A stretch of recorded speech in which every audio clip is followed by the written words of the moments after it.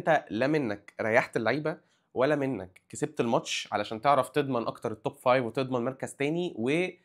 سيكولوجيًا أو نفسيًا تأهّل اللعيبة لماتش باريس وتدّي لهم ثقة في نفسهم، أنت عكيت كل حاجة، لا اللعيبة استريّحت ولا كسبت وادّيتهم ثقة في نفسهم، وعشان تاخد ريتم وعشان تاخد momentum ونفسيًا تشجّعهم قبل ماتش باريس، أنت خسرنا النهارده كل حاجة، هنروح ماتش باريس لأ مريّحين 3 أيام بس اللي هو أهم ماتش في كاريرك وفي كارير اللعيبة دي،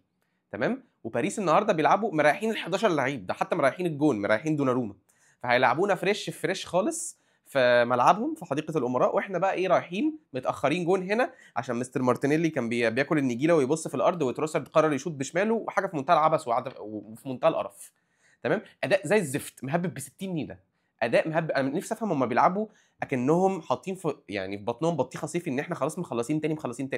هُم بيبصوا على الجدول قبل الماتش، أنا عايز أعرف هو أرتيتا واللعيبة عارفين ترتيبنا الكام وسيتي فارقين عننا كام دلوقتي؟ ده إحنا لو عايزين يعني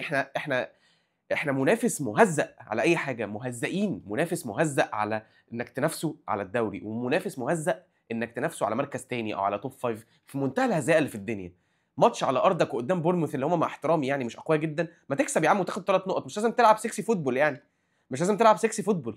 مش لازم تلعب أداء كويس ومش لازم تلعب ممكن نقعد ونجيب جون، خلاص جبنا جون، حافظ بقى عليه، اعمل أي حاجة،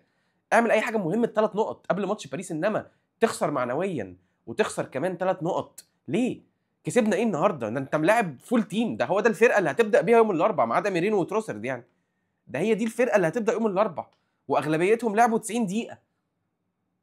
هو إيه القرف ده يا جدعان؟ الموسم ده فاشل، الموسم ده فاشل،